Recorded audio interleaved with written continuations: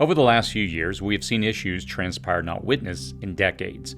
Any one of these events could be a defining moment in a generation, yet we have seen multiple such events come together in a disastrous perfect storm. A pandemic which has claimed the lives of over 800,000 Americans and countless more worldwide.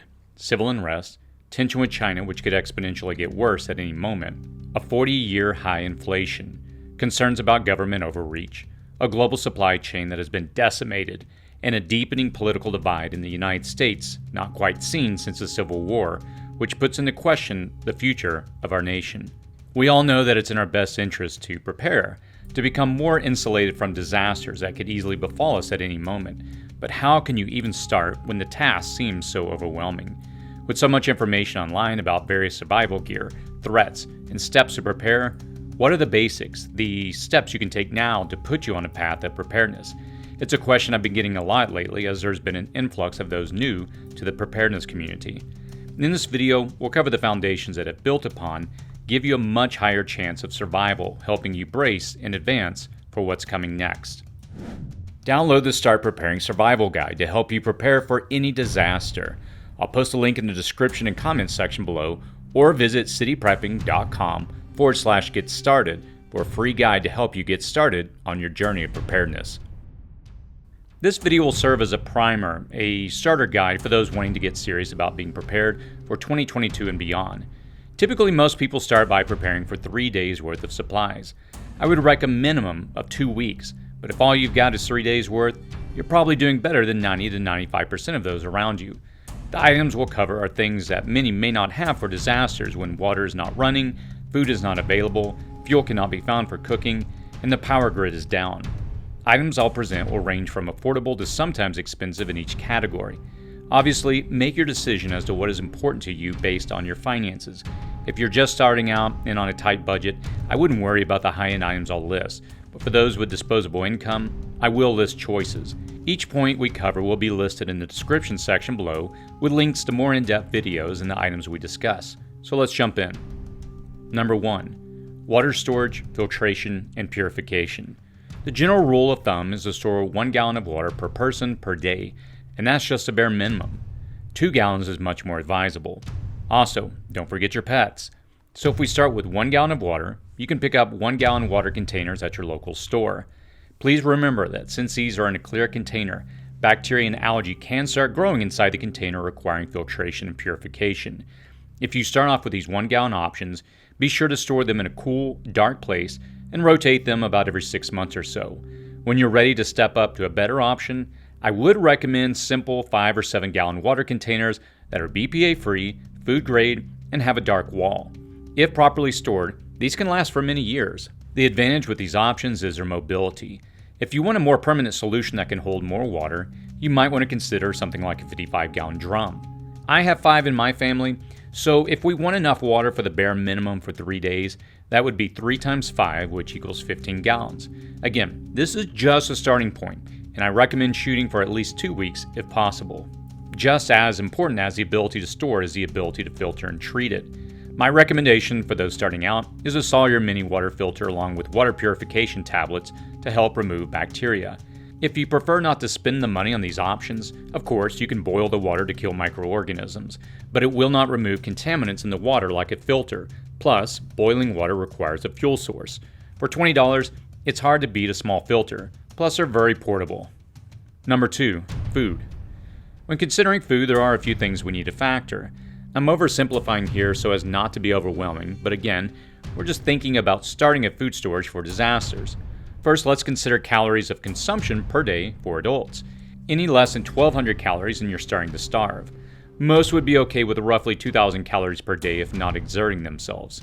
But realistically, after a disaster, it is very possible you'll be moving a good deal more, especially if you're needing to walk long distances or do strenuous chores. For this, expect to need roughly around 3,000 calories. Ideally, a balance of macronutrients, fats, carbs, and proteins can be had through a combination of these various food items that can be stored away. 20 pounds of white rice, 20 pounds of beans, 20 cans of fruit, 20 cans of vegetables, 20 cans of meat, 2 containers of peanut butter, butter, ideally powdered, drink sweeteners such as Tang, and again this is optional based on your preferences, 2 bags of flour, 1 bag of sugar, 1 bag of salt, 1 pound of oats, and 1 gallon of olive oil. Of course, remember, many of these items will require cooking, which requires fuel and a means to cook, which we'll cover momentarily. If you want foods that will be easy to eat without much cooking or preparation, consider MREs or freeze-dried food. They're on the expensive side, but they provide portability in a quick and easy meal. Number 3, first aid. When seconds matter, help may be minutes, hours, or simply not available. We take for granted in our daily lives the ability to pick up a phone, make a call, and help is on the way. During or after a disaster, picking up the phone to call 911 may not be an option. EMTs, ambulances, and fire departments will likely be focused on shelters or locations where the community is instructed to bring the injured. No one is likely coming to your home. It will be important to give priority to either building or buying a pre-made medical kit. If you're building your own, here are some very basic options to consider in your kit. Tourniquet. If someone in your family has a major laceration, a tourniquet could stabilize them until you get medical attention. Gloves, sunscreen, tissue adhesive, ACE bandage, antibiotic ointment, anti-itch cream, BZK antiseptic, Band-Aids, pain meds, sting and bite relief, anti-diarrheal medication, QuikClot, gauzes, Pepto-Bismol, Israeli bandage, and moleskin. If you would prefer to instead buy a pre-made kit, there are plenty of options on the market. One of the more advanced injury kits I would recommend that I've reviewed before is from Refuge Medical. I'll post a link in the description section below to these options. Also, I cannot recommend the Survival Medicine Handbook enough. I've got several copies of this in my home. Most medical guides end by recommending you take the patient to the doctor. This one assumes no medical help is coming and uses layman terms and walks you through the steps to treat the injured. Number 4, sanitation. Maintaining proper sanitation after a disaster can prevent a small scratch from becoming a fatal wound. Twice as many Civil War soldiers die from disease as from battle wounds due to poor sanitation. Plus, if sewage is down, being able to properly discard of human waste is a consideration that many overlook. Simply defecating or urinating in your backyard without a proper setup is a sanitary issue waiting to get out of control. Here are some simple items to have on hand. Soap, sanitizer, toilet paper, toilet, either one that you can make or a pre-made option. You can flush your toilet by pouring water directly into the bowl if water coming into your house is down, but wasting valuable water resources after disaster could be problematic based on how much water you've stored. Number 5, ability to cook. There are a few things that you need to consider when thinking about cooking after a disaster. Who do you want to know that you have food and a means to cook, and how much fuel do you have stored up? Both factor into what approach you'll take. For those starting out, my recommendation is often to simply get a camping stove with propane, or you can use something like a rocket stove, which can be fueled with small amounts of biomass that you can find laying around most areas, such as twigs and other dry material. I usually discuss utensils to have on hand, but if you're staying home, you should have the basic pots, pans, forks, knives, spatulas, etc. Number 6, power source and lighting. We often take for granted being able to flip a switch to turn on a light or power basic devices, but as we've recently seen, the power grid both in the United States and other countries is starting to strain under the weight of extreme weather and old age. Simple things you can purchase now are double and AAA batteries.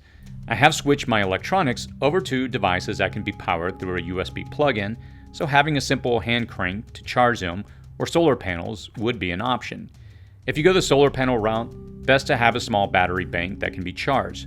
Entry-level solar panels combined with a small battery bank could be enough to keep your cell phone or other small electronics powered. The next step up is picking up either a gas or solar generator. I have both options and the cost of these varies widely.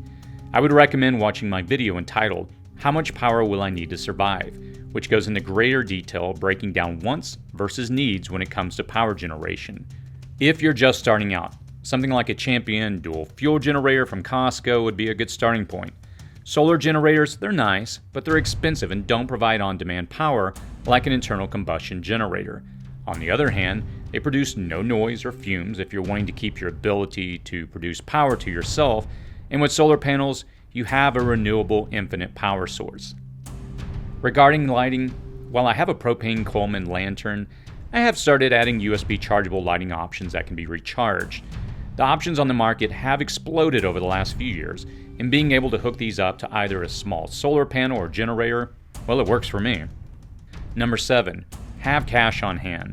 If you were to go to the store and the power was out or charging your card was not available, then what? We have increasingly become a cashless society, and we've become accustomed to charging purchases with our credit card or debit cards. Having a backup amount of cash on hand, broken down into small denominations, will allow you to make purchases when simply charging your card is not available. Again, make sure you store small denominations of 1s, 5s, and 10s. If all you have is 20s, 50s, or 100s, someone may not be able to make change for you. Number 8. Communications. When the grid is down, being able to stay up to date on what's happening in your area will be paramount. There are several options here. Emergency radios. As mentioned a moment ago, with a hand crank radio that can be used to power small devices, you can also pick up local stations and national weather services. When most people get started in prepping, picking up a ham radio, namely the Baofeng UV5R, is a popular choice. While there are much better options on the market, and I plan on doing a comprehensive video on this early next year, it's a starting point. Ham radios are a popular option as they can potentially communicate for distances if you can pick up a local repeater. I also keep a Garmin InReach Mini, which allows me to communicate via text over satellite. Now there is a monthly fee which is required for this service, and I just recently picked up the Starlink satellite service. As long as you have a power source and a view of the sky, you can get full internet access with this option. This also requires a monthly service fee. Number 9. OPSEC and self-defense. OPSEC stands for Operational Security. After a disaster, keeping your information as to what you have is important. Why? Normal, everyday kind people are capable of acts they themselves could not fathom under the wrong situations. If you or your children were dying from dehydration or starvation, would you do anything to prevent this from happening? Well, obviously yes. Depending on how long the disaster goes or how desperate opportunistic individuals become, keeping your preps private is a critical first step. Next, when it comes to protection, there are options depending on, again, your budget. Whether that's pepper spray, a stun gun, and/or a firearm, have a plan in place. While I hope it never gets to the point where we're left defending our home, be sure to think this through. And lastly, number 10, mobility. The last point is in regards to mobility, namely having the means by which you can grab the critical gear necessary to leave if the situation requires it. Bugging out is the last option I would consider, but it's a contingency I have in place. How do I plan for this? One of the most popular discussions within this community is a bug out bag. Having the critical gear in a bag to ensure I can survive for 3 days is something each member of our family has on standby. It is important to note that without a specific place to flee to leaves you as a refugee. You're exposed to the elements and potentially hostile environment. But there may come a time where I have no choice but to leave. I've done various videos talking about building a bug out bag and places to go, which I'll link to in the description section below.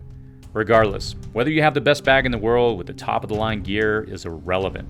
What is important is having a plan that allows you to leave your home quickly if factors beyond your control necessitate it. Hopefully this video gave you enough information to get you on your path of preparedness. Again, there's a download guide I'll post a link to if you'd like to download that for free in the description and comment section below. 2022 is already shaping up to be a year with potentially many challenges. While I'm not suggesting we're spiraling towards some doomsday apocalyptic scenario, I think many are waking up to the reality that having some level of self-sufficiency is wise. If you have any questions or concerns, please post those in the comments section below. As always, stay safe out there.